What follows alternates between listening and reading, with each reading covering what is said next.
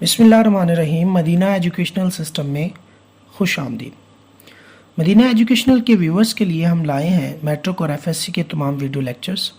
अगर आप हमारे चैनल पर नए हैं तो हमारे चैनल को सब्सक्राइब कर लें, बेल आइकन को प्रेस कर लें ताकि हर नए आने वाली वीडियो का नोटिफिकेशन आप तक बर वक्त पहुँच सके।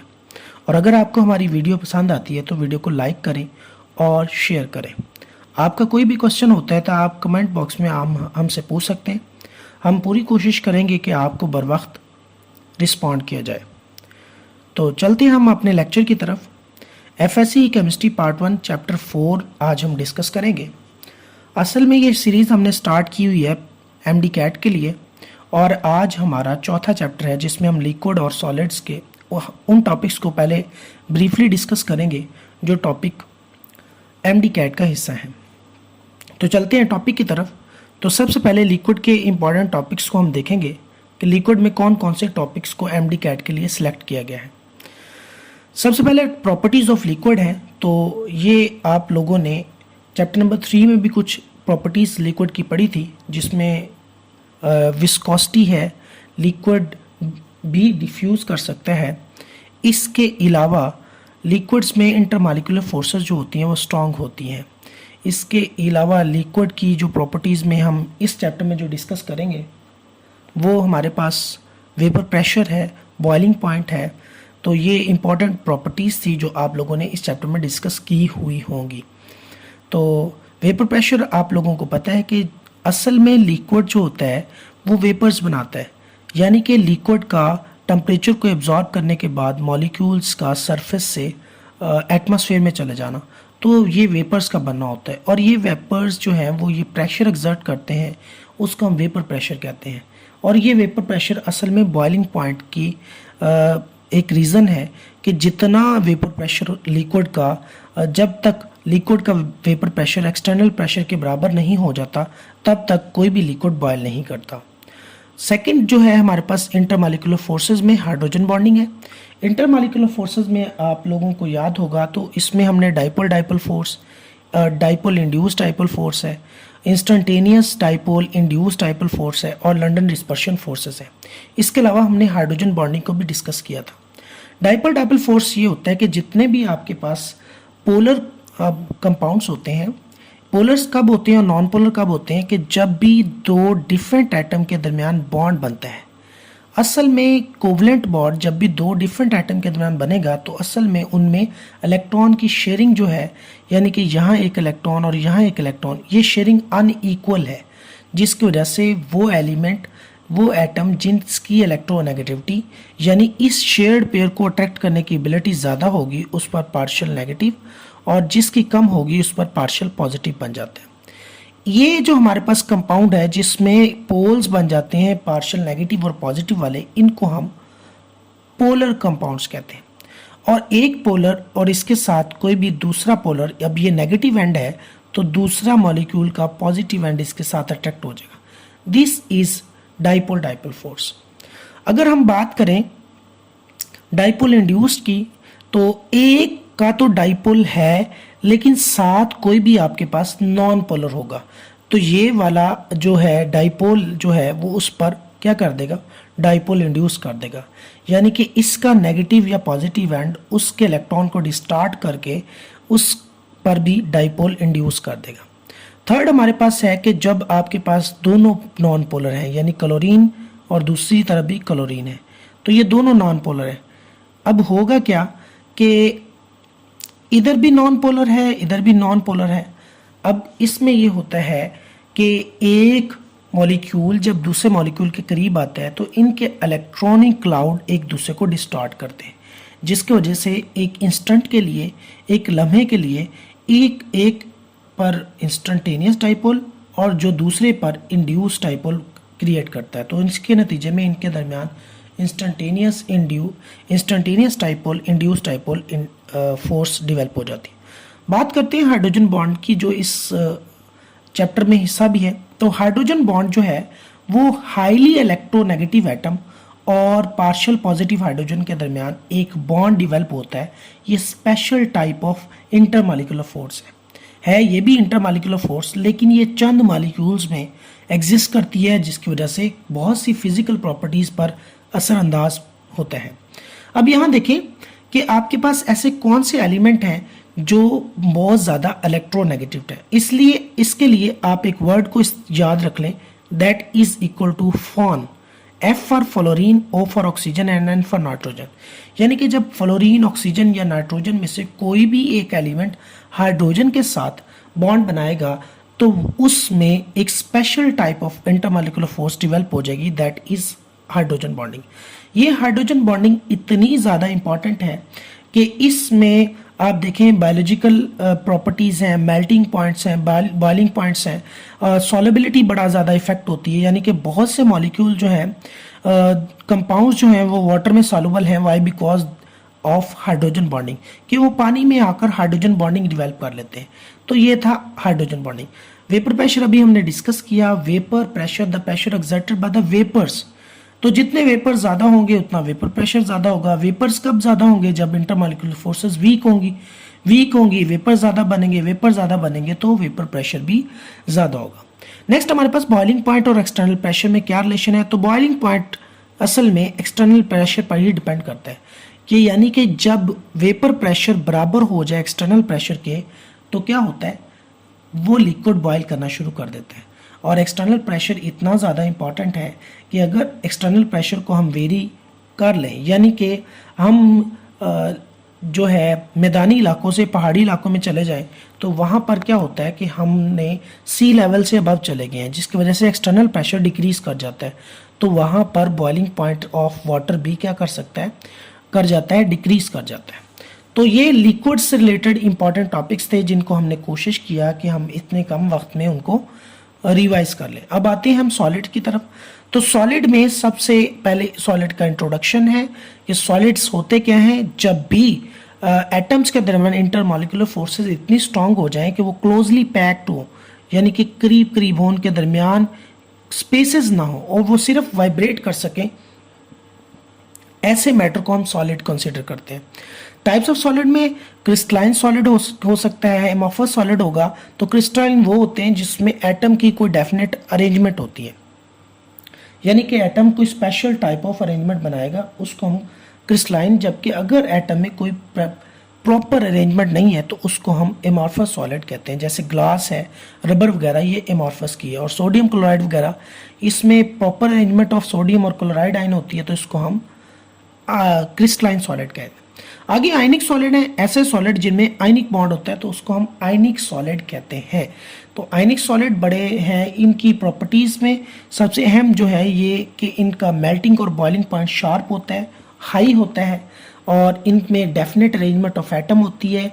ये क्रिस्टलाइन फॉर्म में होते हैं, जैसे कि क्यूबिकल, टेट्रागोनल, टेट्राहेड्रल, मोनोक्लिनिक, ये मुख्तलिफ तरह की जो है क्रिस्टल टाइप्स हैं कंपाउंड की, तो इन फॉर्म में ये एग्जिस्ट करते हैं। नेक्स्ट हमारे पास मॉलिक्यूलर सॉलिड्स हैं, यानी कि जो हमारे पास कोवलेंट कंपाउंड्स हैं वो मॉलिक्यूल्स की फॉर्म में होते हैं और उनको मॉलिक्यूलर सॉलिड्स कहते हैं। और नेक्स्ट लास्ट में हमारे पास क्रिस्टल लैटिस है। Crystal lattice basically arrangement of the ions हैं इन आयनिक कंपाउंड। तो इसमें जो हमारे पास यूनिट सेल बनता है, वो यूनिट सेल, अगर हम एक यूनिट सेल की स्टडी कर लें तो हमारे पास क्या होगा कि हमने पूरी क्रिस्टल की स्टडी कर ली। ये क्यूब है, क्यूब में आप देखें कि किसी भी यूनिट सेल में 3 उसमें लेंस होती हैं, ए, बी और सी, और 3 एंगल होते हैं उसमें, अल्फा, बीटा और गामा। तो ये 6 एलिमेंट हैं। अगर आप ये डिस्कस कर लें एक यूनिट सेल में, तो इसका मतलब आपने पूरी की पूरी क्रिस्टल को डिस्कस कर लिया है। क्यों भाई? क्योंकि सारे का सारा क्रिस्टलाइन सॉलिड इसी यूनिट सेल की रिपीटेशन की वजह से डेवलप होता है। तो ये तो वो टॉपिक्स थे जो MD-CAT 2021 का हिस्सा थे। हमने उनको शॉर्ट टाइम में रिवाइज करने की कोशिश की है। होप सो कि आपको समझ आई होगी। अब हम चलते हैं MCQs की तरफ। तो सबसे पहला MCQs हमारे पास है, London dispersion forces are only forces present among. तो इसमें ए ऑप्शन है molecule of solid iodine, molecule of water in liquid, atoms of helium in gaseous state at high temperature. ये बड़ा इंपॉर्टेंट पॉइंट है। और molecules of hydrogen chloride gas, तो देखिए हम बी, सी और डी ऑप्शन को पहले डिस्कस करते हैं। Molecules of water in liquid, water में आपको पता है कि इसमें हाइड्रोजन बॉन्ड होता है। और लैंडर डिस्पर्शन फोर्सेस, ये हमारे पास नॉन पोलर जो हमारे पास कंपाउंड्स होते हैं उनमें ये पाई जाती हैं। हीलियम चूंकि नॉन पोलर है लेकिन उसने साथ कंडीशन लगा दी हाई टेम्परेचर, इस वजह से हीलियम में भी ये फोर्स एग्जिस्ट नहीं करेगी। मॉलिक्यूल ऑफ हाइड्रोजन क्लोराइड, तो HCl आपको पता है ये पोलर है, तो पोलर में ये एग्जिस्ट नहीं करती, तो ऑटोमेटिकली आपके पास ए ऑप्शन आपका राइट ऑप्शन होगा। Second, acetone and chloroform are soluble in each other due to, तो एसीटोन और क्लोरोफॉर्म एक दूसरे में सॉल्युबल क्यों है कि डाइपोल डाइपोल इंटरेक्शन एसीटोन और क्लोरोफॉर्म में, इंस्टेंटेनियस डाइपोल, या फिर इंटरमॉलिक्यूलर हाइड्रोजन बॉन्डिंग। तो इसमें बड़ी आसान सी बात है कि एसीटोन और क्लोरोफॉर्म हमारे पास CH3 और इसके साथ एसीटोन हमारे पास CH3C डबल बॉन्ड O और इधर भी हमारे पास CH।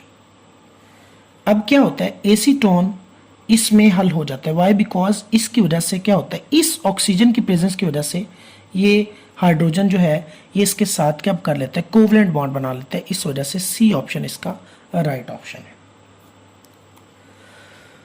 क्वेश्चन नंबर 3 जो है, NH3 यानी ammonia shows the maximum boiling point among the hydrides of fifth. A जो ग्रुप है हमारे पास उसमें क्यों अमोनिया सबसे ज़्यादा बॉइलिंग पॉइंट शो करता है।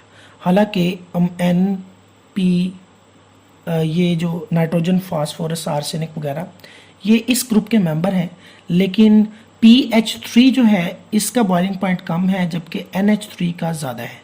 इसकी वजह क्या है कि नाइट्रोजन पर आपके पास क्या होते हैं, लोन पेयर होते हैं, और इस लोन पेयर की वजह से नाइट्रोजन जो है वो हाइड्रोजन बॉन्डिंग वो करता है। एक तो ये बात है। दूसरा, very small size of nitrogen, ये lone pair of electron present in the nitrogen. असल में सबसे इंपॉर्टेंट पॉइंट जो है वो है enhanced electronegativity character of nitrogen. Nitrogen का बाकी एलिमेंट्स की निस्बत इलेक्ट्रोनेगेटिविटी करेक्टर ज़्यादा होते हैं। और मैंने आपको बताया था फोन में FON में कि नाइट्रोजन वो है जो अगर हाइड्रोजन के साथ बॉन्ड बनाए तो वो हाइड्रोजन बॉन्डिंग शो करेगा, और हाइड्रोजन बॉन्डिंग एक एक्स्ट्रा स्ट्रॉन्ग फोर्स है intermolecular forces as compare to the other type of forces. Next, when water freeze at 0 degree Celsius its density decrease due to the, तो जब भी पानी को freeze किया जाता है तो उसके दरमियान एम्प्टी स्पेसेस क्या कर जाती हैं, वो इंक्रीज कर जाती है। अबाउट 9% स्पेसेस क्या कर जाती हैं, इंक्रीज। तो इसका ए ऑप्शन जो है हमारे पास राइट आंसर है। Empty spaces present in the structure of ice. B में क्यूबिक स्ट्रक्चर ऑफ आइस है, change in the bond length, change in the bond angles, इनमें से कोई ऑप्शन ठीक नहीं है। ए ऑप्शन इसका राइट आंसर है। Next, in order to mention the boiling point of water at 110 degree Celsius the external pressure should be 110 हो, तो एक्सटर्नल प्रेशर जो है वो क्या होना चाहिए। याद रखिएगा कि A option between 1200 to 760 torr, B option 200 to 760 torr, C option जो है हमारे पास 765 टॉर है। तो इसका बी ऑप्शन राइट आंसर है, क्योंकि एक्सटर्नल प्रेशर बढ़ाने से मेल्टिंग पॉइंट और बॉइलिंग पॉइंट भी इंक्रीज करता है, और एक्सटर्नल प्रेशर कम करने से बॉइलिंग पॉइंट भी डिक्रीज करता है। जिस तरह एक्सटर्नल प्रेशर कम या ज़्यादा होगा, बॉइलिंग पॉइंट भी कम या ज़्यादा हो सकता है। जैसे वाटर मरी हिल्स पर 59 गालबन या फिर 69 डिग्री सेल्सियस जो है वो बॉइलिंग पॉइंट वो शो करता है। Greater the strength of dipole dipole forces greater will be the, अगर कहते हैं डाइपोल डाइपोल फोर्सेस की स्ट्रेंथ ग्रेटर हो तो क्या होगा, मेल्टिंग पॉइंट इंक्रीज करेगा, डेफिनेटली बात है। बॉइलिंग पॉइंट इंक्रीज करेगा, हीट ऑफ सब्लिमेशन, तो ऑल ऑफ दीज इसका राइट ऑप्शन है। नेक्स्ट हमारे पास London forces are more effective at, London forces basically हमारे पास किस में होती है, लैंडर डिस्पर्शन फोर्सेस जो होती हैं वो नॉन पोलर में होती हैं। नॉन पोलर पर जब भी आप प्रेशर बढ़ाएंगे, टेम्परेचर कम करेंगे, तो ये फोर्सेस एक्टिव हो जाती हैं। और अगर आप टेम्परेचर बढ़ा दें या आप प्रेशर कम कर दें तो तब ये फोर्सेस निग्लिजिबल होती हैं। तो लो टेम्परेचर पर होती हैं, लेकिन अकेला लो टेम्परेचर ज़रूरी नहीं है। तो हाई टेम्परेचर पे तो होती नहीं है, लो पर भी नहीं होती, लो प्रेशर पर भी नहीं होती। तो low temperature, high pressure. Liquefaction of gases आप देख लें, हीलियम की लिक्विफिकेशन है। NaCl is completely ionize in water due to the presence of sodium chloride. क्यों पानी में? तो सोडियम क्लोराइड एक पोलर है, आयनिक है, आइंस की फॉर्म में डिसोसिएटेड, और वाटर भी आपके पास जो है वो एक पोलर सॉल्वेंट है, तो आयन डाइपोल फोर्स इनमें डेवलप हो जाती है। इस वजह से, क्योंकि सोडियम आयन और हाइड्रोजन और ऑक्सीजन OH, वाटर से H और OH ये सेपरेट होते हैं, और इधर से Na और Cl ये नेगेटिव और ये प्लस में, तो ये इस तरह और ये इस तरह ये आपस में सॉल्युबल हो जाते हैं। Water has high boiling point which is due to the, water का बॉइलिंग पॉइंट ज़्यादा होने की वजह मेन हाइड्रोजन बॉन्डिंग है। सिंपल सा। In which of the following compound hydrogen bonding is not present? इनमें से किस में हाइड्रोजन बॉन्डिंग नहीं है? इसमें देखें H2O, तो ये फोन का मेंबर है। हाइड्रोजन किससे? ऑक्सीजन से बॉन्ड बनाना है। एथेनॉल में C2H5 साथ OH, यहाँ पर भी O और H के दरमियान। ईथर में ऐसा नहीं है। ईथर में आपके पास CH3O और इधर भी CH3। अब यहाँ देखें ऑक्सीजन के साथ हाइड्रोजन नहीं है, इस वजह से। अमोनिया में NH3, तो इसमें नाइट्रोजन के साथ हाइड्रोजन आ गया, तो ये भी। तो ईथर ऐसा है जिसमें हाइड्रोजन बॉन्डिंग नहीं होती। क्वेश्चन नंबर 11 है the maximum possible number of hydrogen bond. ये याद रखिएगा, अगर टोटल बॉन्ड की बात करें तो फिर हम 4 कहेंगे, लेकिन अगर हम हाइड्रोजन बॉन्ड की बात करें तो वो सिर्फ और सिर्फ 2 होंगे। विच of the following molecule shows maximum hydrogen bonding? तो मैक्सिमम वाटर ही शो करता है, 2 हाइड्रोजन बॉन्ड बनाते हैं, जबकि फ्लोरीन का जो बॉन्ड होता है वो मैक्सिमम नहीं होता, स्ट्रॉन्गेस्ट होता है, स्ट्रॉन्गेस्ट होता है। इसमें होगा ही नहीं, क्योंकि आपको मैंने बताया है फ्लोरीन, ऑक्सीजन और नाइट्रोजन अगर हाइड्रोजन से होंगे तो बॉन्ड हाइड्रोजन होगा। In which of the following molecule strongest hydrogen bond shows? तो स्ट्रॉन्गेस्ट अभी बताया है हाइड्रोजन फ्लोराइड के दरमियान होता है। H2O is a liquid at room temperature whereas H2S is a gas. तो H2O में हाइड्रोजन बॉन्ड होता है, H2S में नहीं होता, तो stronger hydrogen bond in H2O than H2S। NH3 can form only 1 hydrogen bond per molecule. Through it has 3 partially positive charge hydrogen atom. तो ammonia कहता है सिर्फ एक हाइड्रोजन बॉन्ड बनाते हैं। इसकी वजह क्या है? अमोनिया के पास 1 लोन पेयर है सिर्फ, तो इसी वजह से एक मजीद हाइड्रोजन जो है, ये देखें NH, H और ये H, अब ये लोन पेयर किसी दूसरे H के साथ अटैच होगा, बाकी तो ऑलरेडी ये सेटिस्फाई कर चुके हैं अपनी वैलेंसीज को, तो यही एक लोन पेयर है जो हाइड्रोजन बॉन्ड की वजह बन सकता है। इस वजह से एक बॉन्ड ही बनता है। पानी में देखें, वाटर में, तो वाटर में ऑक्सीजन के पास 2 लोन पेयर होते हैं, इस वजह से 2 हाइड्रोजन बॉन्ड बनते हैं। Next, for the purpose of interaction which one of the following arrangement represents the correct order of increased stability? तो स्टेबिलिटी में देखें, इस तरफ से देखें तो सबसे ज़्यादा कोवलेंट, फिर हाइड्रोजन बॉन्डिंग, फिर डाइपोल फोर्सेस, फिर सबसे कम पे क्या है? लंडन डिस्पर्शन फोर्सेस है। और अगर उल्ट में देख लें तो ये क्यों गलत है? क्योंकि इसमें कोवलेंट सबसे ज़्यादा होता है, यहाँ लिखा हुआ है कोवलेंट सबसे कम, तो ये गलत हो गया। इसमें लंडन डिस्पर्शन फोर्सेस सबसे कम तो है, लेकिन उसके बाद डाइपोल फोर्स आनी है, फिर हाइड्रोजन बॉन्डिंग, और सबसे स्ट्रांग जो है वो इंटरमॉलिक्यूलर फोर्सेस में कोवलेंट बॉन्ड है। नेक्स्ट आपके पास when stress is applied to the metal, the metals are malleable and ductile because. अब देखें कि जो हमारे पास मेटल्स होती हैं वो इस तरह आइंस पर है, ये पॉजिटिव नेगेटिव इस तरह। अब जब हम स्ट्रेस अप्लाई करते हैं तो ये स्लिप कर जाती हैं एक दूसरे के ऊपर, सिमिलर आइंस एक दूसरे के आमने सामने आ जाते हैं, और जिसकी वजह से क्या होता है, ये मेलेबल हो जाती हैं, डक्टाइल हो जाती हैं। Next, freshly cut metal have shiny surface.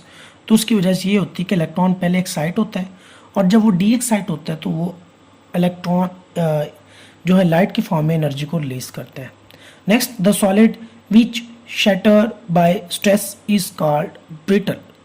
ऐसे जो इसमें आयनिक सॉलिड्स होते हैं, तो ये आप लोगों को पता होगा, आयनिक सॉलिड्स क्योंकि लेयर ऑफ आयंस पर मुश्तमिल होते हैं, तो इसमें ये पॉजिटिव, ये नेगेटिव, ये पॉजिटिव, ये नेगेटिव, इस तरह यहाँ पर नेगेटिव, यहाँ पर पॉजिटिव, नेगेटिव, पॉजिटिव। जब हम स्ट्रेस अप्लाई करते हैं तो ये लेयर स्लाइटली मूव कर जाती है, तो सिमिलर आयन एक दूसरे के सामने आ जाते हैं और वो फौरन से क्या कर जाता है, ब्रेकआउट हो जाता है। इस वजह से ये ब्रिटल है। Ionic solids are mostly of high density. तो आयनिक सॉलिड क्लोज पैकिंग होती है आयंस की, इस वजह से ये इनकी डेंसिटी ज़्यादा होती है। Next, in ionic solid we always deal with. तो आयनिक सॉलिड के लिए फार्मूला मैस देखें, एलिमेंट के लिए atomic mass,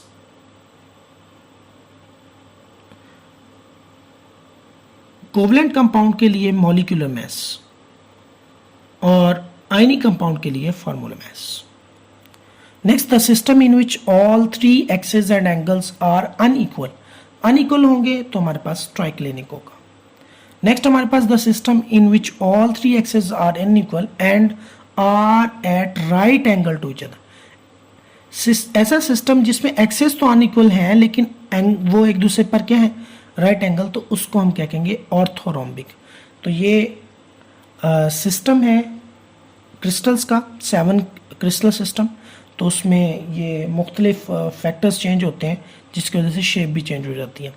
the transition temperature of grey tin and white tin, तो ये 13.2 ट्रांजिशन टेम्परेचर है। ऐसा टेम्परेचर जिस पर दो एलोट्रोपिक फॉर्म को एग्जिस्ट करती हैं, ट्रांजिशन टेम्परेचर कहलाते हैं। Next, two different compounds that have same crystal structure are said to be isomorph. तो आइसोमॉर्फिज्म वो प्रोसेस होता है जिसमें दो हमारे पास कंपाउंड होते हैं, सेम क्रिस्टल होती है। Next, which of the following is pseudo solid. तो ग्लास जो है ये हमारे पास सूडो सॉलिड है। The transition temperature of two allotropic form is always, तो ट्रांजिशन टेम्परेचर उसके मेल्टिंग पॉइंट से हमेशा कम ही होता है। The system in which all three axes are unequal, axes unequal है and are right angle to each other, तो ये ऑर्थोरोम्बिक है, ये ऑलरेडी आ चुका है। ये थे आज के एमसीक्यूज। चैप्टर नंबर 4 हमने डिस्कस कर लिया है। अगर आपने चैप्टर नंबर 1, 2 और 3 अभी तक नहीं देखा तो हमारे चैनल पर आप इस वीडियो के डिस्क्रिप्शन में आप उनके लिंक्स आपको मिल जाएंगे। आप वहां से चैप्टर नंबर 1, 2 और 3 को आसानी से देख सकते हैं। होप्स हो कि आपको हमारी वीडियो पसंद आई होगी। अपना बहुत ज़्यादा ख्याल रखें, वीडियो को लाइक करें, शेयर करें, दुआ में याद रखिएगा। अल्लाह हाफिज़।